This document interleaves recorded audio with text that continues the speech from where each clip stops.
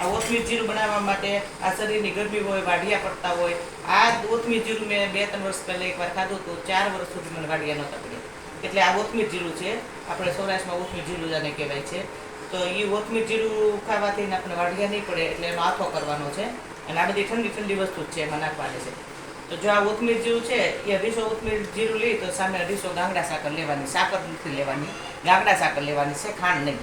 અને થોડુંક આ ટેસ્ટ માટે બદામ ને ચારોલી અને ઘી ટેસ્ટ પ્રમાણે લેવાનું. આપણે નાખીને આપણને એમ થાય કે આપણે પલ્લી ગયું એટલું જ લેવાનું છે, કેમ કે ઘી અત્યારે બધાને બહુ ભાવતા નથી અને ઘી આપણે ફાવે ને એટલું બધું મોઢામાં આવે તો આપણને એટલું સારું ન લાગે, એટલે ઘી નહીં બનાવવાનું.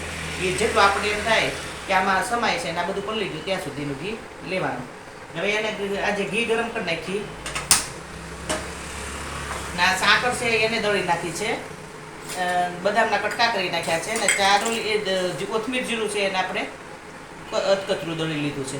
હવે આમાં કાંઈ જાજુ કરવાનું નથી, પણ આ જે ઉંમરવાળા હોય એને જ ખાવાનું. બાકી જેને નાની ઉંમર છે એને ગરમી હોય, વાઢિયા હોય, એસિડિટી થતી હોય, પગ બળતા હોય, પેટમાં બળતું હોય, એને એકાદી વાર ખાવાનું, એને જાજી વાર નહીં ખાવાની, કે નાની ઉંમર હોય એને કાઢવું પડે.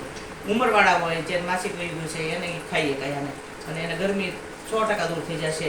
મને પગમાં વાઢિયા બહુ પડતા હતા, મેં ઘણા એકવાર ખાધું મને ઘણા વર્ષો સુધી પગમાં વાઢિયા નહોતા પડ્યા. તો હવે આ કોથમીર જીરું છે એને આપણે આમાં નાખી દઈશું. એમાં આપણે ખાંડ નાખી દઈશું. અને આ રીતે કાજુ બદામ છે એ ઉપર જ રાખવાના. ઘી ગરમ નાખશું એટલે થોડાક શેકાઈ જાય તો આપણને ટેસ્ટમાં સારું લાગશે.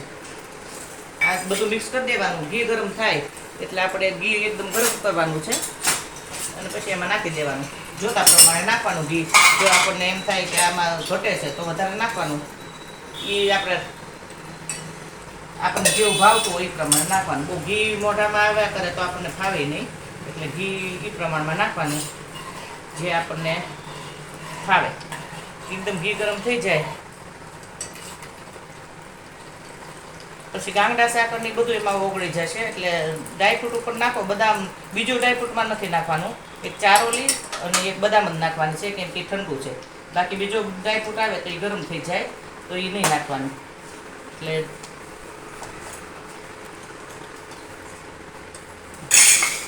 આ ઘી એમાં નાખો.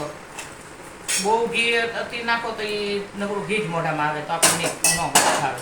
આપણે આનું મહત્વ ખાલી એ જ છે કે આપણે કોથમીર જીરાનું, તો કોથમીર જીરું એમને આપણને ન ફાવે તો એનો આથો બનાવવાનો અને આનું પાણી થઈ જશે. એટલે ઉનાળામાં ઘી જામે નહીં, બાકી શિયાળો હોય તો જામી જાય અને એ મોઢામાં આવે તો આપણને એટલું ફાવે નહીં. એટલે બને ત્યાં સુધી આ પલ્લે ત્યાં એટલું ઘી નાખવાનું. પછી જેને વધુ ફાવતું હોય એ નાખે, એનું કંઈ ના નહીં.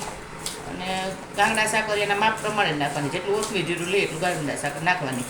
અને સાકર ગાંગડા સાકર જ નાખવાની, એ ઠંડુ કહેવાય. એટલે એ સાકર હોય એ તો ખાંડ છે એ તો આપણને નુકસાન કરે.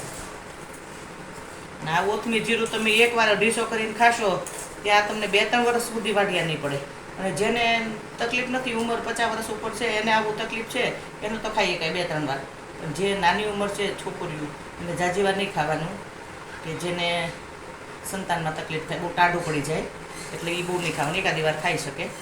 અને બૈરાવની તે જો પ્રેગ્નન્સી હોય તો 7મા મહિને આ ખાય. બાકી 7મા મહિને જ ખાવાનું, પછી બીજા મહિનામાં નહીં ખાવાનું. 7મા મહિના ખાવાથી ને એસિડિટીની એવું બૈરાવને જે માસિક પ્રેગ્નન્સી દરમિયાન થાય છે એ ન થાય અને સારું રહે છે. જય મહાદેવ.